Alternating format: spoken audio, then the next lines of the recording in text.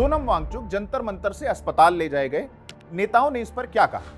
13 जुलाई को Indian express Hindi ने सोनम वांगचुक से बात की थी। सवाल पूछा गया कि देश में विपक्ष के बड़े नेता आपके पास अब तक नहीं आए हैं, आपको क्या उम्मीद है? सोनम ने कहा वो आएंगे और नहीं आए तो ये उनका छोटापन होगा। अब जबकि सोनम वांगचुक को धरने से हटाकर हॉस्पिटल में भर्ती कर दिया गया है, तो इस देश के ऑपोजिशन ने अपनी पोजीशन क्लियर की। नेता प्रतिपक्ष राहुल गांधी ने एक्स पर लिखा, अहिंसक अनशन कर रहे सोनम वांगचुक को जबरन हटाना गलत है।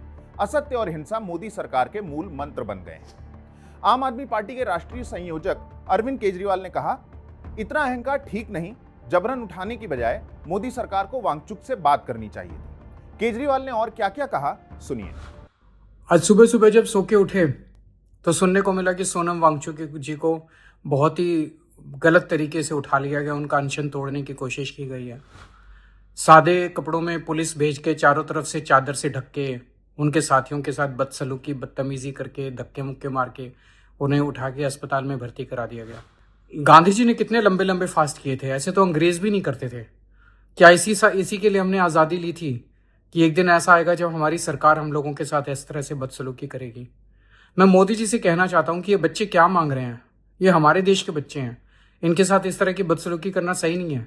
ये बच्चे यही तो मांग रहे हैं कि हमें अच्छी शिक्षा व्यवस्था चाहिए। ये बच्चे यही तो मांग रहे हैं कि पेपर लीक नहीं होने चाहिए। ये बच्चे यही तो मांग रहे हैं कि अच्छी परीक्षा व्यवस्था होनी चाहिए। उस पर ध्यान देने की बजाय सरकार का पूरा फोकस इस चीज पे है कि इनके आंदोलन को कैसे फेल किया जाए, इनके आंदोलन को कैसे डिस्क्रेडिट किया जाए, इनके आंदोलन को कैसे अपमानित किया जाए। मैं मोदी जी से प्रार्थना करता हूं कि ऐसे मत करो, इतना अहंकार मत करो। इतना अहंकार अच्छा नहीं होता। इतिहास गवाह है कि जब जब किसी ने इतना अहंकार किया है उस आदमी का नाश हुआ है। सपा प्रमुख अखिलेश यादव ने एक्स पर लिखा, बल प्रयोग कर वांगचुक को हटाया जाना बेहद निंदनीय है। साथ ही मांग की कि उनका आगे का इलाज न्यायिक निगरानी में हो और सादे कपड़ों में आए सुरक्षा कर्मियों की पहचान सार्वजनिक की जाए। टीएमसी प्रमुख ममता बनर्जी ने एक्स पर लिखा, लोकतंत्र में जनता शांतिपूर्ण संवाद की हकदार होती है, चुप्पी की नहीं। उन्होंने वांगचुक को प्राइवेट अस्पताल शिफ्ट करने की मांग भी की।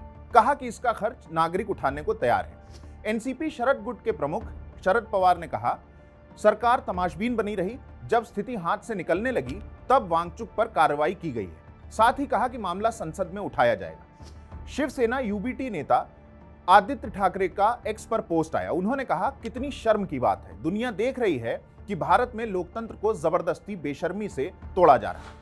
राजद की ओर से सांसद मनोज झा का बयान भी आया, देखिए। स्वास्थ्य कारण ये आवरण ठीक नहीं लगता है। ये पुलिस के लोगों को भी ऑफ कैमरा पूछिएगा तो वो भी।